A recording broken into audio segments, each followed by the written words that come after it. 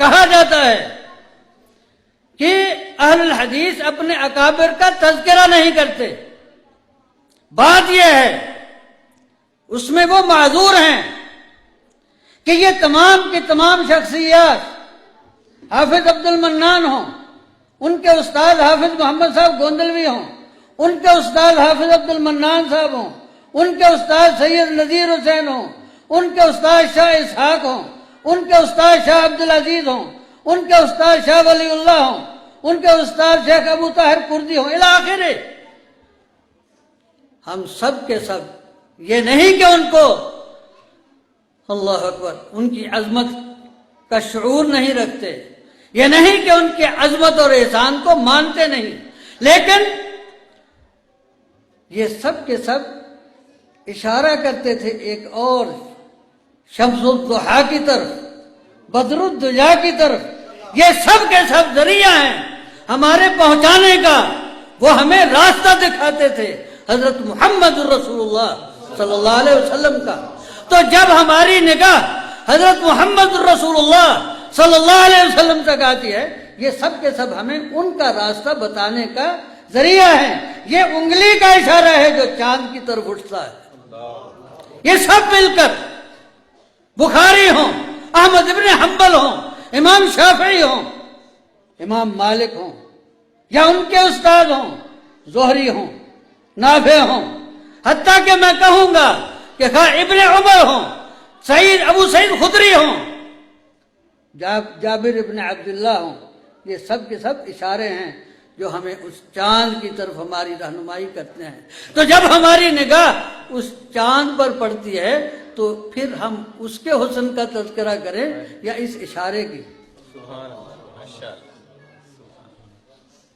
یہ نہیں کہ ہمیں اس اشارے کی قدر نہیں کرتے، لیکن جب تذکرہ ہوتا ہے اس بدر الدجا کا تو یہ باقی سب کے سب ستارے ماند سے پڑ جاتے ہیں.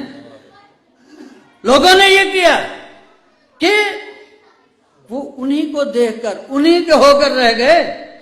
اللہ کے بندو، یہ چراغ منزل ہیں، یہ میل سٹون ہیں جو منزل کا پتہ بتاتے ہیں. اگر کوئی سڑک پر لکھا دیکھے کہ اسلام آباد اتنے کلومیٹر اور کتنے کلومیٹر پڑے نہیں اور اسلام آباد پڑھ کے سمجھے کہ یہی اسلام آباد ہے، کچھ لوگوں کو یہ مغالطہ لگا. امت میں یہ تقسیم اسی لیے تو ہوئی کہ جس کو دیکھا بس وہی ڈیرا ڈال لیا. کوئی حنفی بنا، کوئی مالکی بنا، کوئی چشتی بنا، کوئی سہروردی بنا. آخر کوئی وجہ ہے کہ الحمدللہ یہ بخاری ہم میں ہوئے، ابو داؤد ہم میں ہوئے، مسلم ہم میں ہوئے، لیکن ہم نے کہیں ڈیرا نہیں ڈالا اور نہ ہی انہوں نے کہا کہ یہیں رہ جاؤ. کہا تو ان سب نے کہا تو ان سب نے تھا. امام ابو حنیفہ نے بھی کہا، امام شافعی نے بھی کہا، امام مالک نے بھی کہا، ان سب نے کہا کہ ہماری اتباع نہیں کرنی، ہماری تقلید نہیں کرنی. تقلید تو اس کی، اتباع تو اس کی ہوگی. ما من احد الا ويؤخذ من قوله ويرد عليه الا صاحب هذا القبر.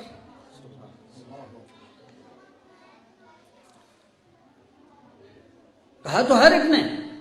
اور اگر میں تو یہ کہتا ہوں اور مجھے اس بات پر اصرار ہے کہ اگر امام ابو حنیفہ نے یہ نہ کہا ہوتا کہ میرا قول حدیث رسول صلی اللہ علیہ وسلم کے مقابل چھوڑ دو تو وہ ہمارے امام نہ ہوتے. کوئی ہمارا امام نہ ہوتا اگر یہ اس نے نہ کہا ہوتا کہ میری بات کی کوئی حیثیت نہیں ہے حضرت محمد رسول اللہ صلی اللہ علیہ وسلم کی بات کے سامنے. جس طرح انبیاء علیہم السلام کی حیثیت کیا ہے، وہ سب کے سب اللہ کی توحید کی دعوت دینے کے لیے آئے. اگر وہ اللہ کی توحید کی دعوت نہ دیتے تو ان کا کیا مقام تھا. لیکن یہ ہو ہی نہیں سکتا تھا، یہ ہو نہیں سکتا تھا کہ اللہ کا رسول، اللہ کا نبی ہو اور اللہ کی توحید کی دعوت نہ دے، بلکہ کہے کہ مجھے ما كان لبشر أن يؤتيه الله الكتاب والحكم والنبوة ثم يقول للناس كونوا عبادا لي من دون الله ولكن كونوا ربانيين بما كنتم تعلمون الكتاب وبما كنتم تدرسون.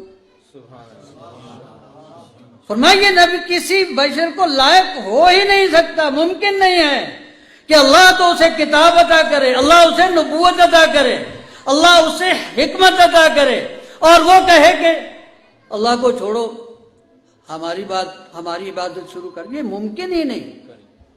وہ کیا کہتے تھے؟ ان کا سب کا ایک پیغام تھا وَلَكِنْ كُونُوا رَبَّانِيِّينَ.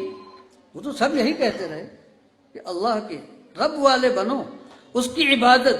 ہاں طریقہ انبیاء سے سیکھو، یہ نہیں. اللہ اکبر. تو بات طویل نہ ہو. جس طرح کسی نبی کے لیے یہ لائق نہیں ہے، ممکن ہی نہیں ہے، ممکن ہی نہیں ہے کہ وہ کہتے کہ اللہ کو چھوڑو اور ہماری. عجیب سی بات ہے نا